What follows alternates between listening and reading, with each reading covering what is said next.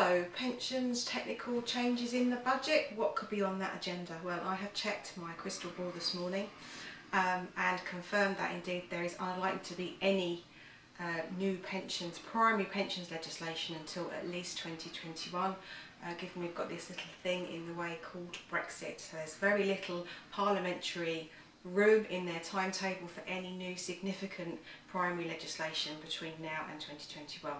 So what they can do is tweak what we've got and what's not really a major change to primary legislation. So one possible tweak is to the tapered annual allowance, bringing down the threshold limit. The trigger point is obviously £110,000 currently. We could see that being reduced to maybe £100,000, also bringing down the amount of adjusted income to maybe 140 or even 130,000 pounds. Then that leads on to whether or not the annual allowance is likely to be tweaked. That's an easy legislative tweak to make, maybe £40,000 to £30,000 a year. That seems to be a common figure that the commentators are talking about.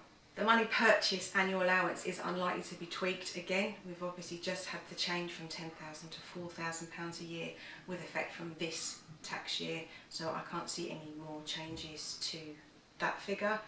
Another figure that is likely to be changed, that's been static for a good 10 years, is the minimum amount that you can receive tax relief on, so the £3,600. That's been the same limits for at least 10 years. So could they do with increasing that to maybe £4,000, increase that tax relief limit for individuals that are non-earners, or the amount that can be paid in for children's pensions, etc. That would make good a good headline for the Chancellor, I think. Another area of possible change that's frequently talked about in the press is the valuation factor for DB schemes.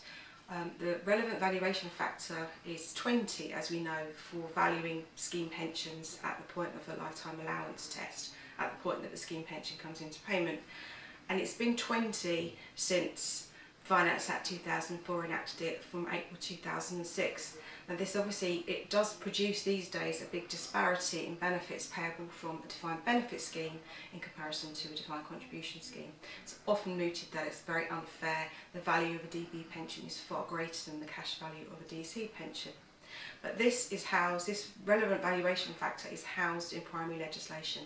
And as I said right at the beginning, changes or new amends to legislation is highly unlikely, and that would take a serious piece of consultation, because the main individuals it would affect by and large would be the civil servants. Would have significant cash savings if they increased the valuation factor to make it fairer. And finally, would there be any significant changes to the tax relief system? Well, I can't see it being an immediate quick response change. There would need to be significant consultation, however the changes were made, whether it was single flat leaf, age related relief, basic rate relief, however the change, however you slice that pie, there would need to be serious consultation with the industry in order for it to be adequately worked out, timeframes consulted, etc. So yes, there may be mention of it made in the budget statement, but my pound is not firmly on any significant changes to tax relief at this point.